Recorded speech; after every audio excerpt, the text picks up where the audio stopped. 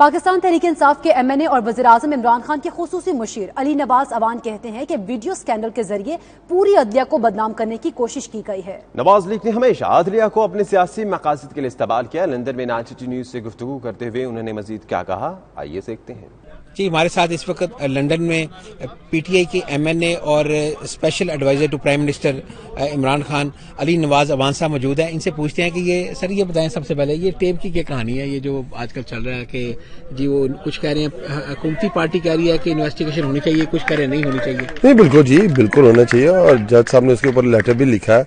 देखिए, इससे एक जज का मसला नहीं है, पूरी जुडिशरी का मजाक बनाया गया और हमेशा अगर आप देखेंगे तो ये नून लीग का हमेशा ये रहा है कि जब भी ये अपोजिशन में होते हैं ये इस तरह की हरबे आजमाते हैं।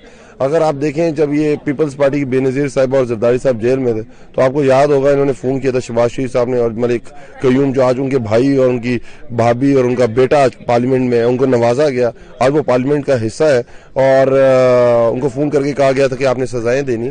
तो हमारा मौकफ यही है कि अगर उन्हें कोई इल्जाम लगाया तो उनकी प्रॉपर इन्वेस्टिगेशन होनी चाहिए, कैलिबरी फॉन्ट की भी होनी चाहिए और जो गलत डीड्स दी हैं उनकी भी होनी चाहिए।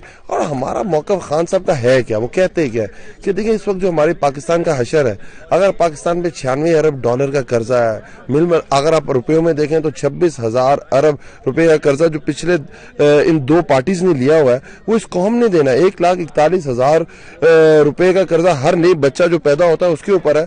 अगर हमने पाकिस्तान को सही सिमत में डालना है, डायरेक्शन में डालना है ताकि आगे हमारे हमारी जनरेशन उसका मुस्तफीद हो सके। खान साहब का हमेशा कभी ये मौकफ नहीं रहा कि वो उन्होंने नेक्स्ट इलेक्शंस के लिए काम करना है, वो हमेशा कहते हैं अगली आने वाली जनरेशन के काम करना है। तो हमने एक कोशिश कर रहे हैं कि इसका सिमत का तयन किया जा सके, टैक्स बेस बढ़ाई जा सके, क्योंकि जब तक हम टैक्स बेस नहीं बढ़ाएंगे, लूटा हुआ पैसा वापस नहीं, पाकिस्तान आगे नहीं बढ़ सकता। नवाज साहब, जो आप पे सबसे ज्यादा तनकीद होती है ना, सबसे ज्यादा वो ये होती है कि आपने महंगाई इतनी कर दी है कि आम आदमी बहुत ज्यादा मुतासर हो रहा है। इसमें बात ठीक है, अगर हम कंपैरिजन लें या कंपैरेटिव स्टडी लें तो देखिए मसला है क्या। अगर पहले 10 महीने ले लें तो अगर नून लीग की महंगाई देखी जाए जो पहले 10 महीने में थी वो 10.8% थी, अगर पीपल्स पार्टी की ली जाए तो 22% पे थी, अगर आज एग्रीगेट महंगाई ली जाए तो वो 8.8% है तहरीक इंसाफ।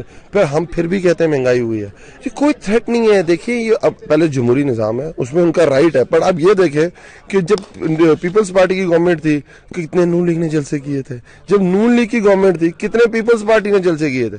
बेसिकली मसला ये नहीं है कि आपने गवर्नमेंट आपने टॉपल करना है या आप गवर्नमेंट पे प्रेशर डाल रहे हैं, खान साहब पे प्रेशर डालने की कोशिश कर रहे हैं कि इनको किसी ना किसी तरह NRO मिले। जरदारी साहब की आपकी तकरीर याद होगी कि हिसाब किताब बंद कर दो, आगे चलें मिलके, जो मुकमुका है वो चले, पर इस तरह पाकिस्तान आगे नहीं जा सकता। और इंशाअल्लाह ताला कोई मुकमुका, कोई NRO, कोई कुछ नहीं होगा। ये उस वक्त तक जेल रहेंगे जब तक ये पाकिस्तान का लूटा हुआ पैसा वापस नहीं कर देगा। बहुत शुक्रिया आपका। बिल्कुल।